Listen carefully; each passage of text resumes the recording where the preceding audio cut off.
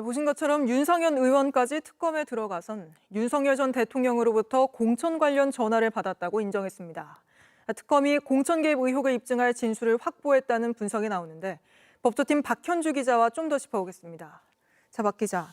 윤상현 의원은 이제껏 대통령이 아니라 대통령 할아버지가 얘기해도 공천 바꿀 수 없다. 이렇게 주장해 왔잖아요. 특검에 나가선 입장을 완전히 바꾼 거 아닙니까? 네, 윤상현 의원은 그동안 김영선 전 의원 공천과 관련해서는 대통령의 전화를 받은 적이 없다고 해명을 해왔습니다. 네. 앞서 이 윤정주 기자 리포트에서 의혹을 부인하는 발언 들려드렸는데 더 강하게 부인하는 발언이 있습니다. 한번 들어보시겠습니다. 대통령 할아버지가 전화해도 휘둘리지 않는다라는 말씀을 드리고요. 대통령이 김영선을 공천 줘라? 저한테 얘기한 적이 없습니다.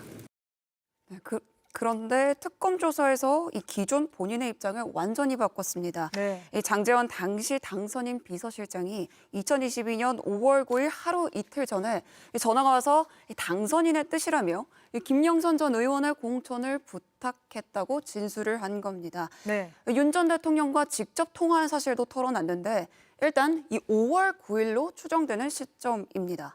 이 통화에서 윤 전 대통령이 이 창원 의창 지역구를 언급하면서 장제원한테 이야기 들었냐는 취지로 말했다는 겁니다. 이 시기는 이 대통령 취임식이 있던 시점이기도 한데 일단 이 5월 9일 명태균 씨와 윤 전 대통령이 직접 통화를 나눈 날입니다. 공천 발표 하루 전날이기도 합니다. 내가 상현이한테 내가 한 번 더 얘기를 할게. 걔가 공관위원장이니까.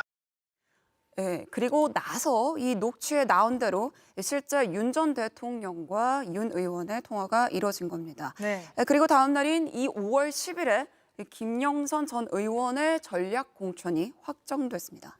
윤상현 의원이 특검 조사에서 이미 고인이 된 장제원 의원까지 언급을 했잖아요.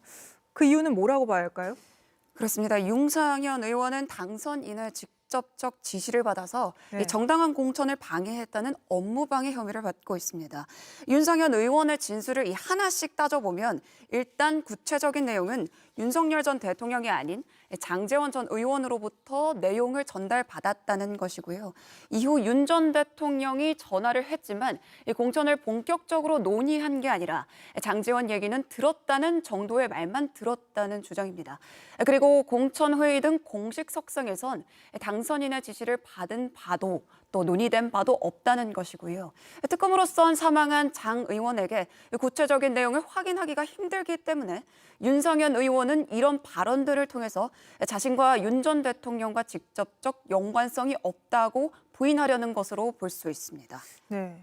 이렇게 진술해서 그렇게 직접적 연관성이 없다고 피해갈 수 있는지는 좀 더 지켜봐야겠습니다. 근데 윤상현 의원 같은 경우에는 지난해 갑자기 휴대전화를 교체해서 논란이 일지 않았습니까? 그렇습니다. 윤 의원이 돌연 휴대전화를 교체한 시점이 바로 이 지난해 12월입니다. 네. 명태균 씨가 검찰에 휴대전화 3대와 이 USB 1대를 제출하면서 공천 개입 의혹 수사가 본격적으로 이루어지던 시기인데 윤 의원은 특검의 압수수색 후에 수사에 협조하지 않는 모습도 보였는데요. 이 아이폰 휴대전화를 제출하면서도 비밀번호 제공을 거부를 해오다가 JTBC 보도로 이런 사실이 알려진 뒤에 돌연 특검에 비밀번호를 제출했습니다.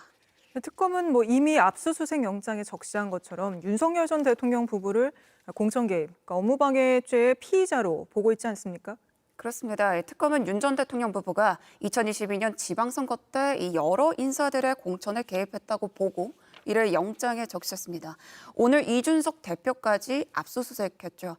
윤상현 의원은 특검 조사에서 장제원 의원까지 언급했지만 그 말을 종합해보면 윤 전 대통령의 공천 개입이 분명히 있기는 있었다는 게 특검의 판단입니다. 네. 특검은 이 김 여사를 부르기 전에 공천 개입에 대한 구체적 진술과 증거 등을 확보해 놓겠다는 계획입니다.